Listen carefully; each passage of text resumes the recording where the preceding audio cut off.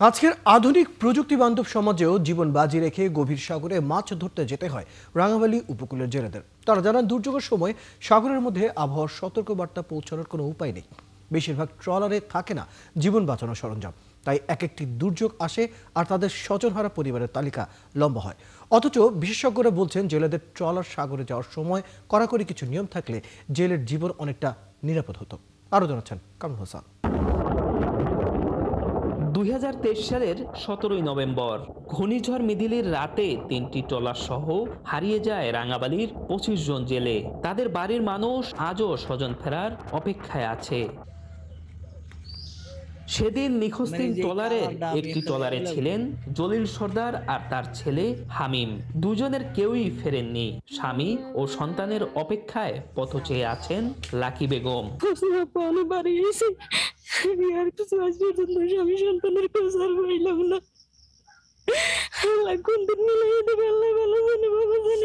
একই ট্রলারে ছিলেন সুমন হাওলাদার। পরিবারের একমাত্র উপার্জনক্ষম ছেলেকে হারিয়ে দিশেহারা সুমনেরও বাবা মা। ওর ছেলে নদীতে কামে দিছি, পেটের অভাব দেওয়ার পর হিমুর পরে কামে দিছি। শুধু ঘূর্ণিঝড় মিদিলি নয়, প্রাকৃতিক দুর্যোগে নৌ দুর্ঘটনায় ট্রলার ডুবি জেলেদের মৃত্যু কিংবা নিখোঁজ হওয়া রাঙাবালি উপকূলে নতুন কিছু নয়।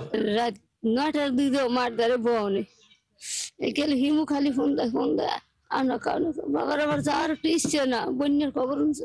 নাতি আর ছেলে এই 2 বছর গেছে, কোনো খোঁজ খবর কিছু পাইনি। তার এই সংসারটা এখন চলে, তার ছেলে একটা ছেলে হয়ে গেছে, ওই ছেলে কামাই করে যে সংসার চলে, তখন খুব বিপদে আছে। সবার বাবা যাদের বাপ নাই, এই অবস্থা নিয়ে আজকে 2টা বছর চলতেছি। আশা করি যে আসবে কিনা তাও জানি না। জেলেরা জানান, গভীর সাগরের সবচেয়ে বড় ভয় যোগাযোগ বিচ্ছিন্নতা। মোবাইল নেটওয়ার্ক বা রেডিও প্রযুক্তি না থাকায় তারা জানতে পারেন না আবহাওয়া বার্তা। আমাগো জেলেরা যে নিখোঁজ হইয়া যায়, আগো যে কোনো খোঁজ পাইতে আসি না। এই জন্য সরকারের কাছে আকুল আবেদন যে যাতে আমরা খোঁজ পাই, এই ব্যবস্থাটা যে সরকার করে। আমি সরকারের কাছে অনুরোধ করব যাতে গভীর সাগরে কোনো নেটওয়ার্কিং ব্যবস্থা করা যায় কিনা। এ নিয়ে একজন মৎস্য বিশেষজ্ঞ 71কে জানান, উপকূলের জেলেদের ট্রলারে নিরাপত্তা সরঞ্জাম থাকে না। জিপিএস ট্র্যাকার, লাইফ বয়া, লাইফ জ্যাকেট বা স্যাটেলাইট সিগন্যালের মতো সুবিধার সঙ্গে তাদের অনেকেরই পরিচয় নেই।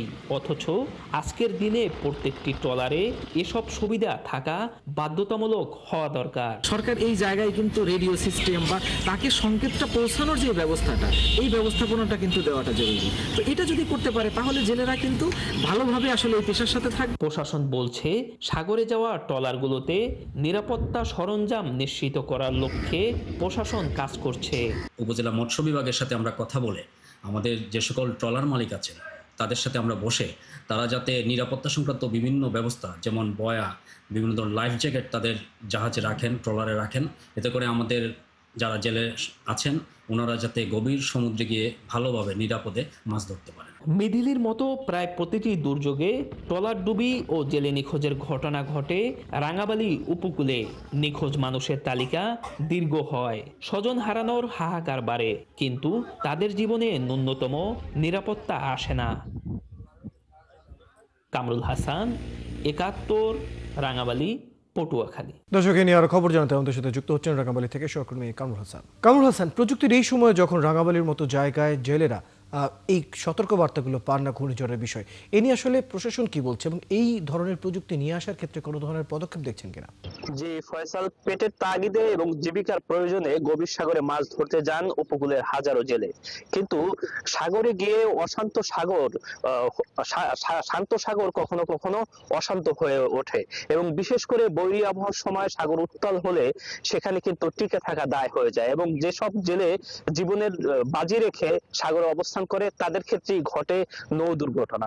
কখনো কখনো ট্রলার ডুবি জেলে নিখোঁজ এবং জেলে মৃত্যুর ঘটনা ঘটে।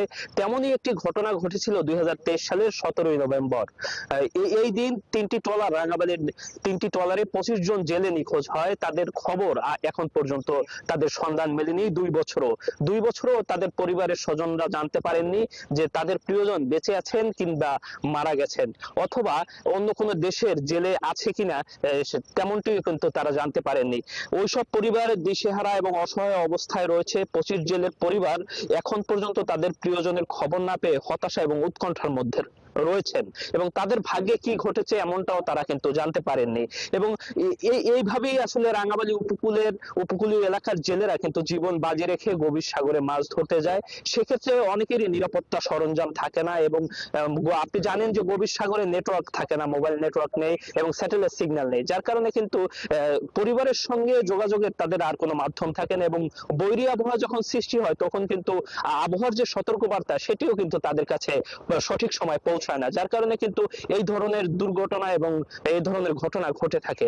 এবং সেক্ষেত্রে বিশেষজ্ঞরা বলছেন যে ট্রলারগুলোতে জিপিএস ট্র্যাকার এবং পর্যাপ্ত লাইফ জ্যাকেট, লাইফ বয় সহ নিরাপত্তা সরঞ্জাম নিয়ে সাগরে মাছ ধরতে গেলে হয়তো এই ধরনের দুর্ঘটনা এড়ানো সম্ভব।